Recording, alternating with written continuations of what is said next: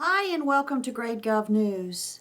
Today we're going to talk about the blue slip process and how it might apply to the upcoming gun control bill that Senator Harry Reid is pushing through the United States Senate. And the blue slip process goes like this. It is a process afforded the House of Representatives when they believe their constitutional rights have been violated.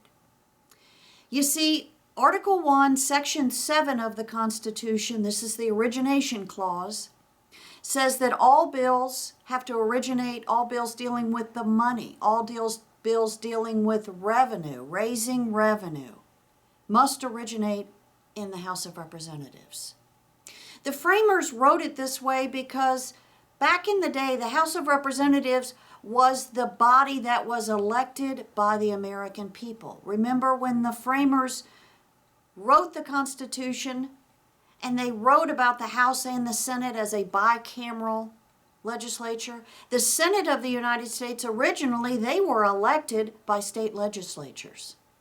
It wasn't until the 17th Amendment to the Constitution was adopted back in 1913 when the senators were then elected by the American people. So when the framers wrote the origination clause, they wanted the House of Representatives to be the ones to write the bills, to start the bills that dealt with money, the spending of money, the raising of revenue, because they felt like the American people elected members of the House of Representatives and the American people should be in more control of their money. So what happens if the House of Representatives believes that their constitutional rights have been violated? They initiate what is called a blue slip process. It creates a very privileged resolution. The resolution gets 1 hour of debate in the House of Representatives. And when it is passed, it is then attached to the Senate bill that they believe violated the origination clause.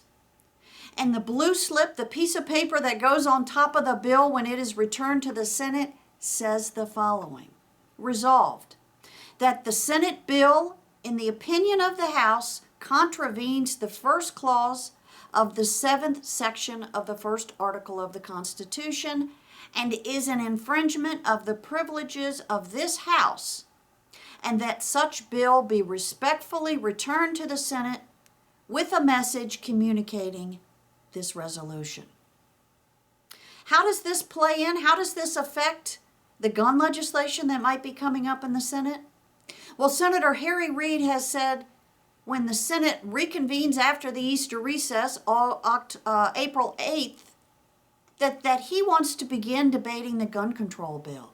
And Senator Reid's gun control bill is S-649.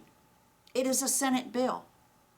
In the Senate gun control bill, crafted by Senator Harry Reid, there is a provision that creates a fee, that creates a revenue to the federal government. When a gun is sold privately, it must then trigger a background check, and when you have a background check, that triggers a fee. So this gun bill, this bill created by Senator Harry Reid, is S-647. It is a Senate-originated bill that has a revenue-raising provision in it. You see, the House of Representatives has not passed a House revenue-raising bill that the Senate might use to attach the gun control bill on. Is this something that you should know about? Yes, you should know about it and learn about it, because this is a process that could possibly stop some mischief that the Senate might be up to when it comes to gun control legislation. If they attach a fee to a gun control legislation bill, then the House of Representatives can return it by using the blue slip process as we just described. And therefore the bill could never become law. What if the Senate of the United States, that gang of 8 that we've heard so much about lately, constructs an immigration bill that has revenue provisions in it? Without a House-passed revenue-raising bill in the Senate, well, the Senate of the United States couldn't legally pass an immigration reform bill either. So think about this blue slip process as we watch the Senate and the House come back in session after their Easter recess, which begins April 8th. And we'll talk more about this and other things in the near future. In the meantime, enjoy GradeGov Radio, and thank you for listening, and stay tuned.